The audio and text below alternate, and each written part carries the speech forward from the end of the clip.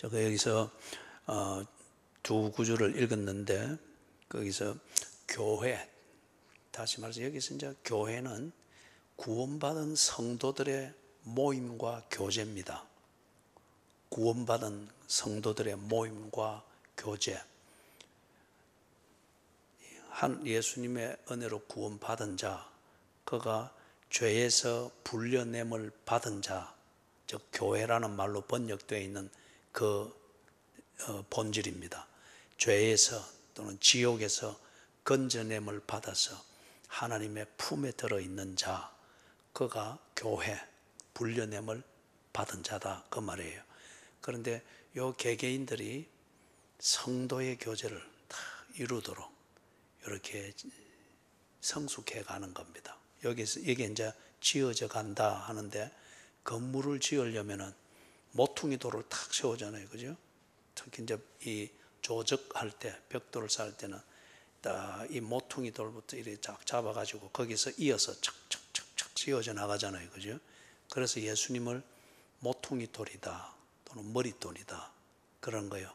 그래서 예수로 말미암아 지옥에서 건져냄을 받아서 하나님의 백성의 회중에 들어가지고 다 교제를 하면서 사람이 그렇게 바뀌어간다는 거예요. 그리고 이게 꼭 모퉁이돌, 이걸 기준으로 해서 벽돌이 착착착 쌓여져서 건물이 되는 것처럼 그렇다, 그 말입니다.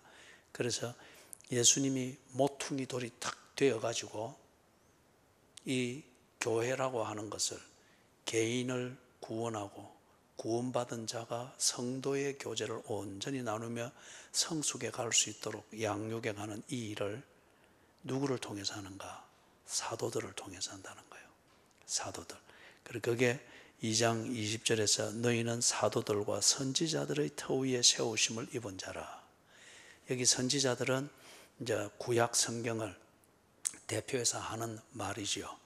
하나님께서 자기 백성들을 구원하셔서 그 백성들을 보호하시고 양육해가는 그 약속을 누구를 통해서 했습니까? 선지자들이죠. 그죠? 그래서 지금 사도들은 예수님으로부터 바로 듣고 파송을 받은 자들이고, 그리고 예수께서 오셔서 이 일을 할 것을, 그 하나님의 계획을 알려주고 하나님의 입이 되어서 이 일들을 알려주고 가르쳐 주었던 그 일을 했던 사람들이 선지자들이죠. 그렇기 때문에 여기 선지자들이라 하는 것은 구약 성경의 내용을 대표하는 것으로 볼 수 있습니다. 그러면 예수님이 머릿돌이 되어서 또는 모퉁이돌이 되어서 하나님의 백성을 구원하고 그 백성들을 다 아름다운 교제로 지어가는 이 교회라고 하는 이걸 만드는데, 그럼 거기는 모퉁이돌과 정인숙 집사님 사이에는 반드시 누가 있어야 됩니까? 그거 하나님 하면 되는가? 지금 하나님이 그 일을 하시는데 누가 있어야 됩니까? 예수님은 모퉁이돌인데, 그래 자꾸 그 목사의 그 개인 이야기도 그 생선 따듬어 올라서 하고 그러니까 자꾸 중간을 자꾸 바꾸고 잊어버리지. 김영수 지사님은 누가 있어야 됩니까? 선지자, 그죠? 예. 그 다음에 또 우리 서성신 권사님 또 누가 있어야 됩니까? 자꾸 그래 나무를 만들면서 참기름만 들이부으니까 그 엉뚱하게 교사가 나오죠. 송은순 권사님 그건 누가 있어야 돼요? 사도가 있어야 되죠, 그죠? 그래 소금을 조금씩 적게 넣고 조절이 되니까 딱 이제 알잖아요, 그죠? 그래 이게 이제 뭔가 하면은, 이 사람이 정말 구원받은 하나님의 백성이가 아이가, 그 다음에 이 사람이 쉽게 말해서 하는 열심, 봉사, 이게 진정한 성도의 교제가 되어서 그날 아침 그 문에서도 이렇게 아름다운 모습으로 만날 수 있을까 없을까, 이걸 확인하려면은 에베소서 2장 20절대로 같으면은 모퉁이 돌이신 예수님과 그 사람 사이에 사도와 선지자가 있어야 되는 거예요. 다시 말해서 내가 믿는다고 하는 내용이 사도의 가르침과 똑같은가? 그 다음에 내가 믿는다고 하는 내용이 선지자들이 가르쳐주고 예언했던 그 그 성경 말씀과 똑같은가? 그걸 보면은 안다는 거예요. 그래서 나와 모퉁이 돌인 예수님 사이에 교사를 두었다. 그러면 이 사람은 그날 아침에 어디 있겠어요? 참기름 집에 있겠지. 그죠? 그 다음에 나와 모퉁이 돌인 예수님 사이에 여전히 하나님 회사고 예수님 회사면 그 사람은 어디 있겠어요? 그날 아침에 생선가게 앞에 있겠죠. 그죠? 제가 우스갯소리를 하지만 무슨 말인지 알겠죠? 진짠가 아닌가, 또는 자기 딴에는 열심히 정말 이대로 하면 천국 간다고 자기 딴에는 그리 믿는데 예수님의 은혜로 내 말미암아 내가 구원받았다라고는 주장하는데, 그런데 내가 믿고 있는 내용이나 살고 있는 도덕적 기준이 사도들이 가르치고 선지자들이 예언했던 것과 다르다고 하면은 나는 가짜입니다. 그죠? 그냥 기독교라고 하는 이걸 그 테두리만 이렇게 보고 내 종교를 만들어서 내 방식대로 그렇게 믿는 거예요. 자, 그래서 이걸 알기 위해서 우리가 이제 4장 11절 거기에서도 그가 사도들과 선지자들을 쭉 그 5가지 직분이 나오죠. 그죠? 원천적인. 그래서 그는 예수님입니다. 예수님께서 모퉁이 데려서 탁 이제 벽돌을 쌓아가는데 예수님께 딱 붙어서 첫 번째 쌓는 벽돌이 사도들이었어요. 선지자들이었어요. 그렇죠? 그 다음에 김영숙 집사, 그 다음에 참기름 권사, 그 다음에 생선 집사, 그 다음 소금 권사, 이렇게 지어가는 거죠. 우리 교회 5만 개 다 있어요. 그죠? 자, 그러면은 이걸 이제 딱 봅니다. 이게 근데 지어지는 게 저절로 지어진 게 아니었단 말이에요. 저절로. 그래서 이 모퉁이 돌이신 예수님과 그 다음에 예수님의 은혜를 통해서 구원한 하나님의 백성이 제대로 지어지고 그 구원이 제대로 이루어지고 구원받은 자가 제대로 하나님의 백성으로 성숙되어서 다 이 성도의 교제가 온전히 되도록 하기 위해서 이걸 다 성령님의 그 은혜로 가르쳐 왔습니다. 그리고 예수님과 너 사이에는 사도와 선지자가 있어야 된다. 다른 걸 통해서 배우면 안 된다. 이만희 통해서 배우고 이러면 네 지금 엉뚱한 데가 있다. 그걸 하기 위해서 사도신경이라고 하는 이게 만들어지게 했고 이걸 표준으로 해가지고 다 이 교인들이 이걸 암송하면서 내가 모퉁이 돌이신 예수님을 믿고 있는가? 그 다음에 모퉁이 돌이신 예수님을 정말 성경대로 바로 알고 바로 믿고 있는가? 이걸 확인하고 점검하게 했어요. 그런 교회는 딱 이만희 씨가 와가지고 무슨 소리 새하늘과 뭐 새 땅 이리 막 허황된 소리로 홀리는 소리 해도 사도신경과 다르기 때문에 그거는 틀렸다고 딱 판단할 수 있는 거예요. 예? 왜 사도신경과 다르면 이게 틀렸다고 말할 수 있는가? 여기 있는 것처럼 모퉁이 돌이신 예수님과 구원받은 백성 사이에 사도가 있고 선지자가 있잖아요. 그래서 사도의 가르침대로 믿는 게 아니면 새 하늘을 100개 갖다 놔도 이거는 사입인 거예요.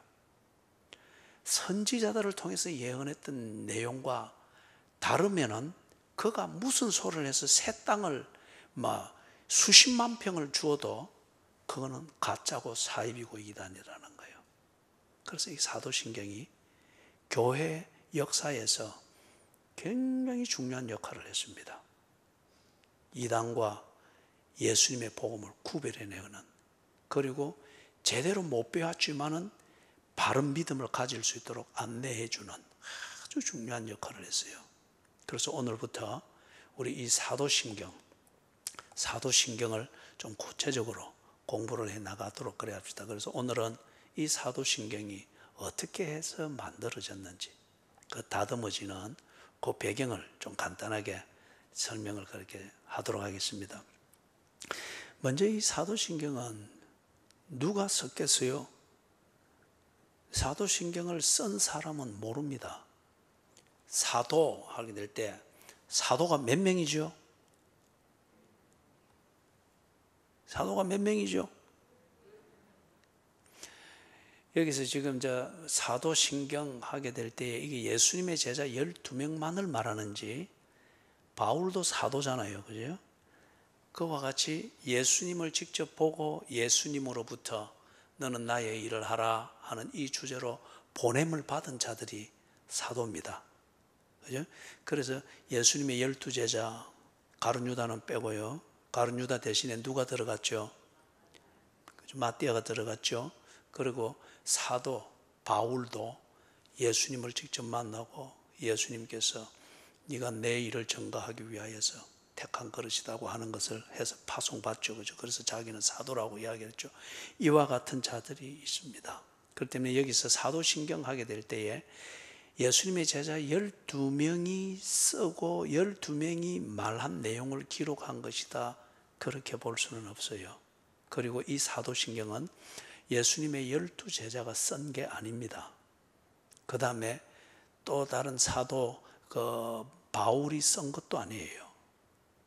그래서 이 사도신경은 누가 한 명이 기록한 게 아닙니다. 그리고 이거는 사도신경이 어느 예수님이 탁 성천하시고 난 뒤에 그 직후에 누가 앉아서 한 명이 딱 정리를 해서 그게 아니에요. 왜 그러면 이걸 사도신경이라 하느냐 하면은 요 사도신경의 내용이 사도들이 가르치고 사도들이 고백했던, 다시 말해서 예수님으로부터 예수님의 모퉁이 돌인 예수님께 딱 붙은 바 돼서 첫 번째 지어졌잖아요. 그죠? 이 첫 번째 지어졌던 이들이 예수를 목격하고 예수님으로부터 직접 배우고 예수님으로부터 직접 파송받고 어떻게 살아라 하는 것을 예수님으로부터 직접 듣고 보냄을 받고 삶의 도덕의 수준과 목적을 딱 듣고 그렇게 살았던 이 사도들이 예수께 배운 대로, 그 다음에 예수님을 순종하는 그 중심대로 살은 그 내용과 그들이 신앙 고백하던 것과 똑같다는 겁니다. 그래서 이걸 사도들이 했던 신앙 고백이고 사도들이 그 신앙 고백을 따라 살았던 성도의 교제, 그것이기 때문에 사도신경이라 그렇게 부르는 겁니다.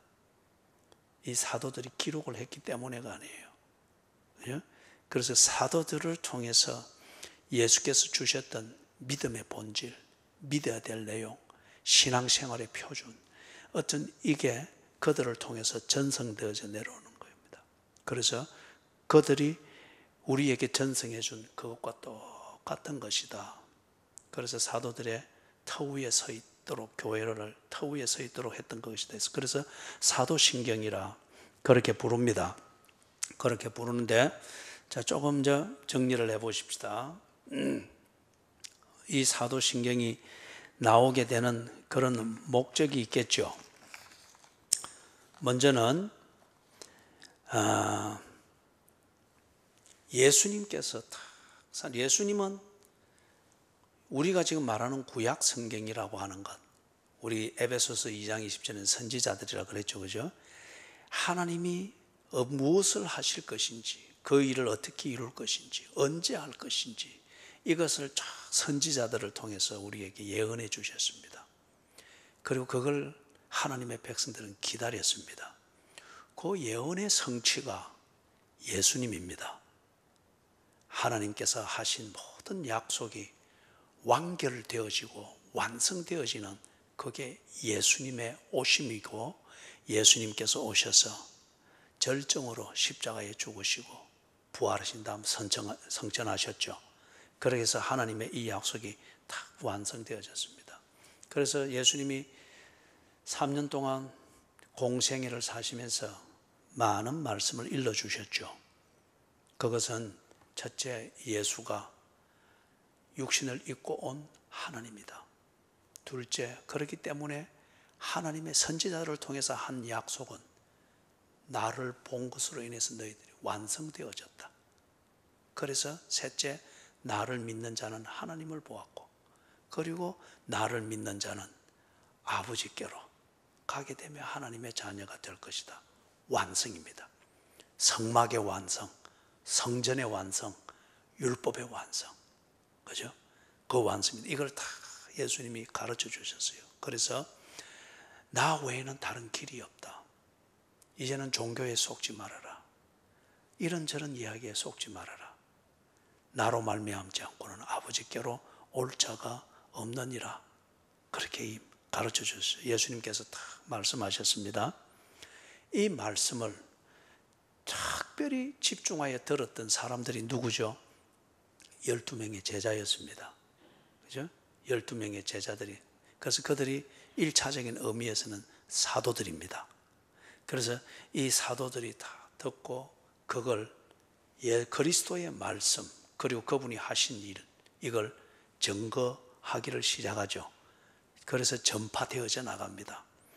그 다음에 이걸 딱 정리를 해서 나중에 뭐가 만들어지는가? 신약 성경이 딱 정리가 돼서 만들어진 겁니다. 이 사도들이 전성하고 가르치고 하는 이것을 대해서 그 중에 어떤 이는 이걸 기록으로 남긴 사람도 있지만은 특별히 이 사도들의 가르침, 그리스도의 말씀 이것을 누가와 같은 이런 사람들이 사도들을 돕던 이들이 기록을 했죠. 이게 뭔가 나중에 주후 397년에 신약 성경이 딱 확정이 됩니다. 그 이전에는 다 이게 신약 성경이다 뭐 별 반대가 없고 이단이 없을 때는 다 통하잖아요. 그죠? 자꾸 짝퉁이 생기니까 여기 애초에 사도들의 증거했고 그것을 기록한 그 성경이다. 그래서 397년에 이걸 딱 확정합니다. 이것 외에 27권 이것 외에 다른 것은 짝퉁이고 가짜다. 딱 확정이 됩니다. 자, 그래서 세 단계가 있죠. 예수께서 말씀하셨습니다. 보여주셨습니다. 이것을 사도들이 증거했습니다. 그리고 이게 전승이 되어졌죠. 그 다음에 이걸 기록으로 딱 남겼습니다. 신약 성경이죠. 여기까지는 절대 무오합니다. 왜냐하면 계시된 하나님의 말씀이기 때문에 틀릴 수가 없어요. 이걸 보고 뭔가 하면은 무오성이라고 합니다. 무오성, 오류가 결코 있을 수가 없다는 겁니다. 이는 절대적입니다. 그래서 그리스도의 말씀의 권위, 이 말씀을 순종하고 정언했던 사도들의 권위, 그리고 그리스도의 말씀을 기록하여 우리에게 남긴 하나님의 말씀인 신약 성경, 이거는 틀릴 수가 없는 절대 무오한 하나님의 말씀이라는 거예요. 자, 그런데 여기에서 이제 뭐가 생기는가 하면은 성경의 신약 성경이 완성되는 때가 언제랬죠? 확정되는 때가 주후 397년 그때입니다. 그러면 그 이전에도 신약 성경이 기록된 신약 성경이 교인들한테 읽히고 교회에서 읽혀지고 이렇게 했어요. 그런데 자꾸 지나면서 짝퉁이 생긴 거예요. 거기에 대한 해석의 글이 성경처럼, 원래 해석은 원래 본문보다도 더 그럴싸하잖아요. 그죠? 그런 것들이 자꾸 생겨서 이게 성경을 헷갈리게 만든단 말이에요. 자, 그러는 동안에 교회들은, 그리고 교회 지도자들은 뭘 했겠습니까? 무엇이 믿음의 본질인지를 가르쳤겠죠. 그죠? 예배는 이렇게 드린다. 왜 예배를 드려야 되는가? 그리고 왜 기도를 하는지, 기도의 본질이 뭔지, 또는 하나님은 어디 계시는지, 하나님은 무엇을 하는지, 그리고 예수는 누구인지, 이것을 다 가르치겠죠. 그죠? 새로운 자꾸 그 교인들이 들어오니까 가르쳐야 되고, 먼저 믿은 자들도 더 자세한 것들을 가르쳐야 되고, 계속 가르쳐야 되겠죠. 그죠? 여기서 이제 뭐가 생기는가 하면은 교회의 가르침이라고 하는 이게 하나의 전통이 됩니다. 그래서 교회에서 가르치는 이 교리든지 어떤 도덕이든지, 그 다음에 이게 성경이고 이게 하나님의 뜻이고 이게 바울이 말했던 것의 의미고 하는 그 해석들을, 이런 가르침들, 이게 쌓여집니다. 그런데 그걸 소중하게 여깁니다. 그러나 그것은 앞에서 말했던 것, 예수님의 말씀, 이것을 정언하는 사도들의 정언, 그리고 뒤에 정리되어진 신약 성경, 이 절대무오한 이 세 종류의 것과는 교회의 가르침과 교리는 다른 겁니다. 교회의 가르침이나 교회의 전통은 틀릴 수가 있는 겁니다. 그리고 우리 시내가에 심은 교회에서 가르치는 이 중요한 것과 가르치는 방식이 다른 교회, 다른 지역에 있는 데 가면은 전혀 안 통할 수가 있어요. 문화적으로도 안 맞을 수가 있겠죠. 그죠? 그렇기 때문에 교회에서 가르치는 것과 가르치기 위해서 세우는 전통이나 방식은 얼마든지 틀릴 수 있는 겁니다. 그렇기 때문에 이거는 성경의 권위와 같을 수가 없어요. 사도들의 권위와 같을 수가 없어요. 거기다가는 예수의 말씀 그 자체가 아닙니다. 그렇기 때문에 지금 예를 들면은 이만희 씨의 어록을 이런 취급을 하면서 이만희 씨가 해석한 추수꾼의 비밀이든지 어떤 이런 것을 신약 성경에서 예수님이 추수꾼의 비유를 말하는 이것보다 더 우위에 두고 이만희 씨가 해석하고 신천지에서 해석하는 대로만 그 사람들이 믿고 막 이렇게 한다. 잘못된 것을 지금 쏟고 있는 거예요. 성경을 믿지 아니하고 성경에 관한 한 교인, 종교 교주가 그럴싸하게 만든 교리를 절대시하고 믿고 있는 거예요. 천주교도 마찬가지고. 그들은 어떤 면에서 성경보다 성경에 관한 교황의 칙령을 그들은 더 절대시합니다. 그죠? 칙령을 더 절대시한다고요. 자, 그래서 요 세 가지 절대 무오한 것, 틀릴 수가 없는 것, 하나님의 계시이기 때문에. 그런데 이 무오성에 대해서 무오한 것에 대한 해석을 하고 이걸 가르치기 위해서 만든 방법이라고 하는 교회의 전통과 가르침이라고 하는 이걸 동일하게 보아서는 안 된다는 거예요. 자, 그럼 여기서 이제 문제가 뭘 생기는가 하면은 교회가 첫 번째는 이걸 바로 가르치기 위하여서 교회가 나름대로 애를 씁니다. 그 다음에 두 번째는 짝퉁들이 막 생기겠죠. 이단이라고 하는 이거예요. 그죠? 하나님은 어머니 하나님이지 왜 그 엄격한 아버지 하나님이가 하는 식으로 짝퉁들이 생기겠죠. 그죠? 듣기에는 더 그럴싸합니다. 가짜는 원래 더 매력적이고 더 그럴싸하잖아요. 그죠? 그래서 이런 이단들이 막 생기게 됩니다. 그 다음에 세 번째는 볼 때에 교회가 이것을 좀 더 올바르게 가르치기 위하여서 나름대로 애를 쓰는데 예를 들어서 보십시오. 1960년대에는 교회 여자 교인들이 파마를 하고 양배추 머리 헤라가 있으면 7일을 다 받았습니다. 양공주라 해가지고 7일을 받았어요. 그건 왜 그런지 전번에 일전하면 이야기했죠. 그죠? 7일 받았어요. 그런데 지금 그게 80년대 넘어오고 이러면서 파마는 굉장히 편리하고 여성을 좀 더 아름답게 보이는 거기에 대해서 다 통용하고 목사님 사모님도 파마하고 신방 다니고 막 그랬어요. 그죠? 이게 뭐냐 하면은 지금 우리 현대 교회가 보면은 그 시대에 유행하는 것 또는 그 시대에 교인들이 요구하고 원하는 것 그것에 맞추어서 복음을 쉽게 알아듣게 설명해 준답시고 하는 여기에 일이 되다 보니까 사람들의 기호에는 맞추어서 인기는 있는데 그리스도의 말씀, 사도들이 전승한 것 그리고 성경이 말하는 이 본질 자체에서는 빗나간 거예요.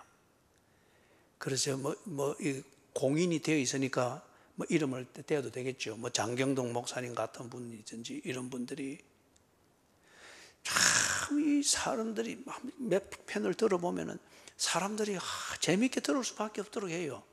그죠? 조는 사람도 한 명도 없고 늘 막 웃도록 만드니까. 근데 본인도 그렇게 이야기를 해요. 복음을 알아듣도록 설명을 한다. 그럴싸해요. 그런데 지금 보면은 그게 현 시대의 문화에 맞는지는 모르지만은 그게 맞추다 보니까 성경의 본질, 그죠? 성경의 본질, 죄에 대한 고통, 이것을 사람이 넘어가야 진정한 천국의 웃음을 웃게 된단 말이에요. 이게 없어져 버리는 거예요. 그래서 이게 뭐냐면 이제 그 시대에 성경이 397년에 신약 성경이 딱 확정되기 전에 짝퉁들이 워낙 많이 나오고 막 이제 교회는 막 새 사람들이 막 하고 몰려들고 이래 되니까 믿음의 본질이 무언가를 가르칩니다. 그 다음에 동시에 이단들이 막 생기는 거예요. 그죠? 이단들이. 그 다음에 세 번째는 좋은 의도지만은, 예? 미스터 장, 미스터 김처럼 좋은 의도고 웃게 만들어서 잠 안 들게 해서 뭐 그렇게 하고 또는 막 오면 복 받는다 해서 막 그렇게 해서 자꾸 쏠깃쏠깃한데 자꾸 이게 복음의 본질에서 자꾸 벗어나게 되는 거예요. 벗어나게. 그죠? 그러다 보니 예수도 아주 이상한 예수로 떡되어 있고 막 그런 거예요. 그죠? 고통 없는 교회가 되어 있고 그런 거예요. 자, 그러다 보니까 이제 이게 뭘 하는가? 여기 이제 먼저 거기 활동했던 그 거짓 교사들 또는 거짓 설교자들, 이런 사람들이 내가 거짓이요 그리 하고 말하는 게 아니잖아요. 예를 들면은 그때 그렇습니다. 1세기, 2세기 이럴 때에 막 아주 매력적이고 힘이 있었던 게 3세기까지도 그랬군요. 크로스웨이를 했던 분들은 이런 얘기 좀 들었을 거예요. 이게 도세티시즘이라고 하는 게 있어요. 이거는 현상은 있는데 실체는 없다고 하는, 그걸 주장하는 거예요. 이게 뭔가 하면은 하나님이 육체를 입고 인간이 되어서 왔다. 이게 과학적으로 말이 안 되잖아요. 그죠? 그 사랑받은 자만이 그 사랑 안다고 했듯이 이게 말이 안 되는 거예요. 어째 하나님이 눈에 안 보이는 하나님이어야 되는데 그가 어떻게 육체를 입고 인간이 되어서 올 수가 있나? 이걸 이 사람들이 애써 사람이 납득할 수 있는 이론으로 해석을 해서 만들어 놓은 게 뭔가 도스티시즘인데, 이게 예수님이 눈에 보이는 환상으로 왔다는 거예요. 환상이고 이거는 육체가 아니라는 거예요. 그래서 마태복음 3장 16절에 보면 예수님이 세례 받으시고 올라올 때에 성령이 비둘기처럼 그 머리 위에 임했다고 했지 않습니까? 그런 것으로 비유를 하는 거예요. 그러다면은 예수가 육체를 입고 이 세상에 오신 하나님이다 하는 이 성육신 교리를 부인하게 됩니다. 반면에 그는 눈에 보이는 환상과 같은 현상이다. 하나님이 그렇게 꼭 요즘 메타버스 젊은이들이 하듯이 그런 것처럼 그렇게 된 것이다. 이라면은 일부 사람들이 자기들의 이론과 논리로서 이해할 수 있는 설명은 되지만은 복음의 본질은 아주 이상한, 과학보다 못한 것으로 만들어버리는 격이 되어버리는 거예요. 무슨 말인지 이해가 되세요? 그런 이단이 있었고, 그 다음에 영지주의 들어봤죠? 영지주의, 우리 요한 1서, 요한 2서 이런 데 배경이 되고 있습니다. 거기 나오는 이단들. 영지주의의 특징은 뭔가 간단히 말하면은 구약의 하나님은 악한 신이라는 거예요. 구약의 하나님은 악한 신이라는 거예요. 그리고 육체는 모두 악이라는 겁니다. 그리고 육체를 통해서 이 세상에 악이 들어오기 때문에 육체를 우리는 버려야 되고 비하시켜야 해야 된다는 거예요.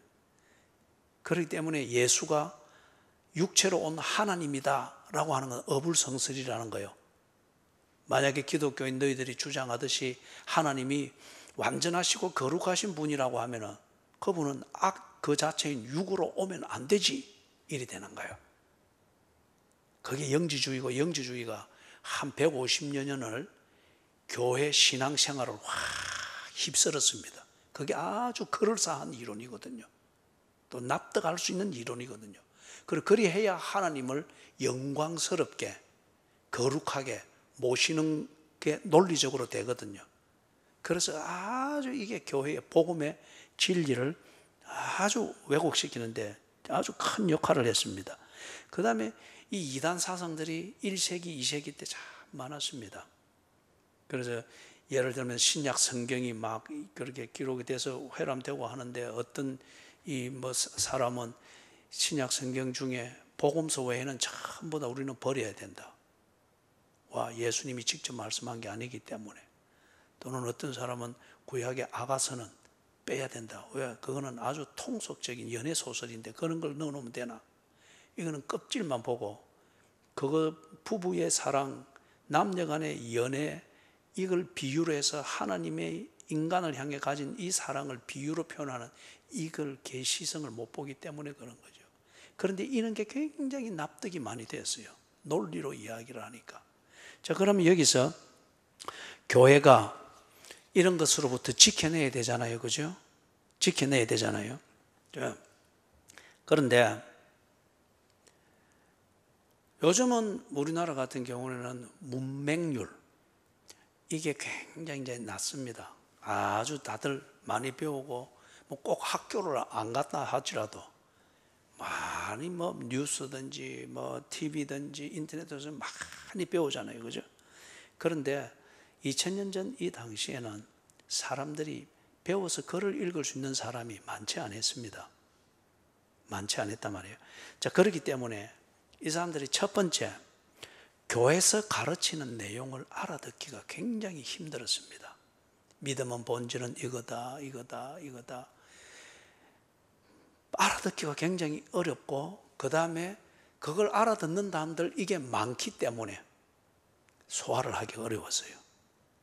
그 다음에 두 번째는 글로 기록이 되어져서 가르치는 것은 더더욱이나 그들에게는 어려웠습니다. 읽을 수가 없기 때문에. 그 다음에 세 번째는 신약 성경이 확정된 것은 397년이지만 그 이전에 이미 주후 45년부터 첫 마가복음이 나오면서 성경이 기록돼서 읽혀졌습니다. 그런데 간혹 읽을 수 있는 사람이 있다 할지라도 이 방대한 성경을 읽고 여기서 믿음의 본질이 뭔지, 예수님이 뭘 말하는지 이걸 이해하고 깨달아 알기가 심히 어려웠습니다. 지금 우리도 그렇죠, 그죠?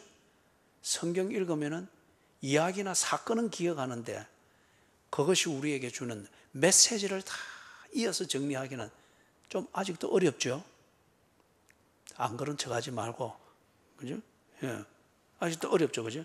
자, 그렇기 때문에 이 교회가 앞에서 말했던 이런 이단들의 활동과 그 다음에 그들을 가르쳐야 되는 문제와 그 다음에 현실적으로 알아듣도록 그 유행과 문화에 맞춰서 하다 보니 복음을 벗어나게 되는 이런 문제를 해결하기 위해서 이 사람들이 저절로 자기들의 힘으로는 알아듣기 어렵고 해결하기 어려우니까 뭘 하는가? 요약을 합니다. 요약. 뭘 믿는가? 어떻게 믿어야 하는가? 그 다음에 성경 같으면 성경에서 말하는 게 무엇인지 이걸 간단하게 요약을 합니다. 딱딱 알아듣기 쉽게 요약을 해서 그렇게 나오는 거예요. 그 다음에 그렇게 되니까 이제 뭐가 되는가 하면은 사도들이 이 요약을 해서 딱 알아듣게 가르치고 하는 이 가르치는 내용, 그 다음에 성경의 이 요점이 뭔가 이걸 요약해서 딱 할 때 이 교회는 정통 교회 같으면 무엇에 집중하겠어요? 아까 맨 처음에 말할 때 제가 예수님과 그리스도인 사이에 누가 있어야 된다 했죠? 그러면 교회가 이런 교인들에게 이제 가르치려고 할 때에, 그래서 요약을 딱 만들 때에 무엇에 중점을 두겠어요? 그렇죠. 사도가 가르쳤던 것.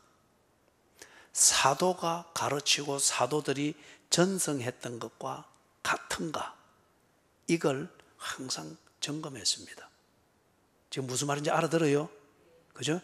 이렇게 요약을 해서 딱 알아듣기 쉽게, 그 다음에 뭐 우리로 치는 것 같으면은 하루 종일 일하다가 한번 허리 펼 때 한번 내서 이렇게 딱 세례 준비한답시고 이렇게 할 때, 그죠? 이걸 딱 읽는다면 그때에 교회가 그동안 가르쳐왔던 믿음의 본질이 뭔가를 딱 요약해서 정리한 게 있고, 그 다음에 성경이 뭐라고 말하는가 그 요점을 정리해서 가르치는 게 있고, 그걸 딱 요약해서 하는데, 요약을 하는 교회 입장에서는 무엇을 가지고 점검하는 거예요? 사도들이 믿고 사도들이 전승했던 것과 같은 것인지. 그죠? 그래서 우리 뭡니까 정인숙 집사님이 또 고생하고 우리 김영희 집사님이 땡볕에서 늘 이거 하면서 고생한다고 거기에 막 쉽게 해주고 그거 보면 한번 웃음이 나오도록 유머러스하게 만들어준다고 하는 거 의도는 좋지만은 거래할 때에 엉뚱하게 가게 되겠죠. 그죠? 엉뚱한 걸 믿게 되겠죠. 그래서 이들이 요약을 딱 만들 때 사도들이 전성했던 것, 사도들이 믿었던 것, 사도들이 가르쳤던 것과 딱 같은지를 점검을 하면서 그렇게 해서 요약을 딱 해서 가르쳤습니다. 그래서 그게 이제 이렇게 딱 보면은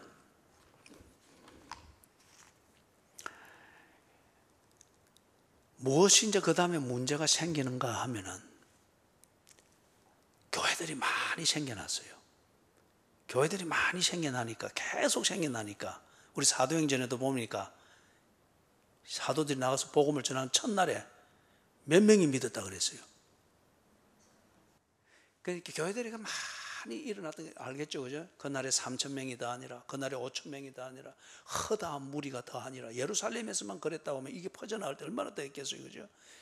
그 말은 무슨 말이냐? 교회 지도자들이 엄청나게 많았다는 겁니다. 그리고 나름대로 조직이 되어 있으니까 조직이 있으면 반드시 권력이 있습니다. 그래서 교회 조직 안에서 권력을 가진 사람은 뭔가 하면 교권자라고 합니다. 그래서 권력을 가진 사람이 나중에는 성경의 원리나 교회의 본질과 상관없이 교회가 자기가 권력을 부리는 법칙대로만 막 하려고 할 때 교권주의자라고 합니다. 자, 일단 여기 이제 교회들이 많이 생겨서 조직이 되고 하니까 교회 지도자들이 아주 많겠죠. 결정할 수 있는 권력을 가진 자들이 많겠죠.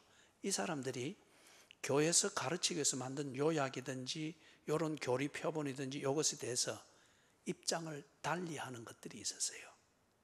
크고 작은 차이는 있겠으나 다 로마에서는 이걸 주장하고 터키에서는 이걸 주장하고 크로아티아에서는 또 이걸 강조하고 이런 차이들이 있겠죠. 그럴 때에 그 지역의 총 권력을 가지고 있는 이런 감독들이 양보를 안 하는 거예요. 그렇기 때문에 다 뿌리는 같을지 모르지만 다 차이들이 있으니까 교인들한테는 이게 굉장히 헷갈리는 겁니다. 그래서 우리 사도신경에 보면은 딱 골경은 이겁니다. 삼위일체 하나님, 성부, 성자, 성령, 그리고 구원, 그리고 교회 이렇단 말이에요. 그런데 이게 막 그 당시에는 이 초창기에는 이래 가면서 자꾸 이제 가르치기 위해서 요약을 만드는데 의도는 좋은데 어떤 데는 하나님을 강조하고 어떤 데는 하나님 중에서도 예수만 강조하고 어떤 데는 교회를 강조하는데 이걸 이상하게 교제에만 재밌는 교제에만 또 강조하는 예를 들자면 그렇다는 거예요. 이러니까 자꾸 이게 이제 혼란이 일어나겠죠. 자, 그다음에 한편 이것을 만들어서 뭘 하는가 조금 더 구체적으로 말하면은 첫 번째는 새신자 교육용으로 씁니다. 사람들이 막 자꾸 교회에 몰려들잖아요, 그죠? 새신자 교육용으로 쓰는데 새신자 교육을 위한 1차적인 목적은 뭔가 하면은 세례 준비입니다. 그때의 세례는 지금의 이런 개념이 아니에요. 그때는 세례를 받으면은 어쩌면은 죽는 겁니다. 죽는 거예요. 박해를 당해서. 그런데 세례를 통하여서 그 공동체에 모퉁이 돌이신 예수를 중심으로 해서 탁 지어져가는 하나님의 백성 회중에 들어올 수 있게 하는 겁니다. 그 때문에 세례가 엄청나게 중요했습니다. 내가 믿는 것과 당신이 같은 것을 믿고 있느냐 이걸 확인하는 건데 이걸 준비하기 위해서 요약한 이 교리본 어떤 이런 것들을 가지고 새신자를 교육하는 거예요. 동시에 세례문답 준비와 함께 또 한편을 뭡니까? 양육해 나가야 되는 게 있겠죠, 그죠? 그래야 아까 앞에서 말했던 이런 아주 첨예한 이단들과 대적해 낼 수 있잖아요. 그래서 이걸 교육을 하는 거예요. 그죠? 하나님은 누구이신지, 구원이 무엇인지, 교회가 무엇인지, 성도의 교제는 무엇인지, 그리고 하는 그리스도인들이 사는 목적이 뭔지 이걸 다 가르치면서 정리를 하는 거예요. 그런데 이제 아까 앞에서 말했던 대로 각 지역별로 감독들이 있고 교회 조직이 있고 그 조직이 가지고 있는 권력이 있으니까 각 지역에 있는 교회들마다 강조하는 게 있고 또는 해석이 좀 달라지고 이리 되니까 이게 자꾸 혼돈이 되는 거예요. 이걸 계속 교회 회의라고 하는 것, 어떤 이런 것들을 가지고서 다듬어 갑니다. 그러면서 제일 먼저 이걸 표본적으로 딱 이 목적을 위해서 만든 그 교회가 어느 지역 교회인가 하면 로마에 있는 교회였어요. 그 당시 그리고 로마에 있는 교회의 이 감독이 권력이 제일 높았습니다. 그래서 로마에서 만든 세례문답 교본 그리고 믿음의 표지를 가르치게 만든 이 요약본, 이걸 보고 우리는 뭐는가 신경이라고 합니다. 믿는 표준이라는 거예요. 신경, 우리 사도 신경 하죠. 그래서 믿음의 표준이라고 해서 신경이라고 합니다. 그래서 로마에 있는 교회들이 이 목적을 위해서 만든 로마 신경, 이게 최초로 만들어진 거예요. 그 다음에 이걸 중심으로 해가지고 로마 교회가 제일 권위도 있고 그 다음에 이게 아주 잘 만들어졌어요. 그러면서 이게 다른 지역에 표본으로 자꾸 전승이 됐습니다. 그리고 이걸 중심으로 해서 그 지역에 있는 신경들을 다듬어서 맞추어 갑니다. 맞춰 가는 거예요.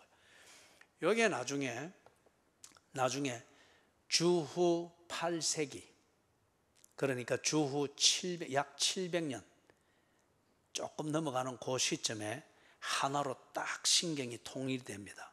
그리고 그 신경에 이름을 뭐로 붙이는가 하면은 사도신경이라고 붙인 거예요. 무슨 말씀인지 이해가 되세요? 그래서 사도신경은 사도들이 쓴 것이 아니고 사도들이 예수님으로부터 듣고 배우고 파송받아 그렇게 살았던 그 신앙 고백적인 삶, 그것과 동일한 내용을 가지고 성경에서 말하는 믿음의 표준, 그리고 사도들이 전승해 준 믿음의 표준, 이것을 딱 정리해서 새 신자들을 교육하고 그 다음에 세례를 받을 사람들에게 그것을 세례 문답을 할 표본으로 딱 만든 신경, 그게 사도신경입니다. 그래서 이게 사도신경이라는 이름으로 통일돼서 우리가 지금 가지고 있는 것, 그리고 전능하사 천지를 만드신 하느님 아버지를 내가 믿사오며 하면서 이렇게 딱 마무리된 게 주후 약 700년, 8세기. 그 이전에는 우리는 이것을 믿으며, 아니면은 세례문답 할 때는 당신은 하나님이 전능하신 것을 믿습니까? 이렇게 물었단 말이에요. 그 다음에 그 뒤에 가서는 우리는 이것을 믿으며, 우리는 이것을 믿으며, 그 다음에 이게 마지막으로 딱 정리가 된 게 나는 전능하사 천지를 만드신 하나님 아버지를 믿습니다. 그죠? 그 외아들 예수 그리스도를 나는 믿습니다. 자기의 신앙 고백으로 딱 정리가 된 거예요. 이게 사도신경입니다. 그죠? 자, 오늘은 여기까지.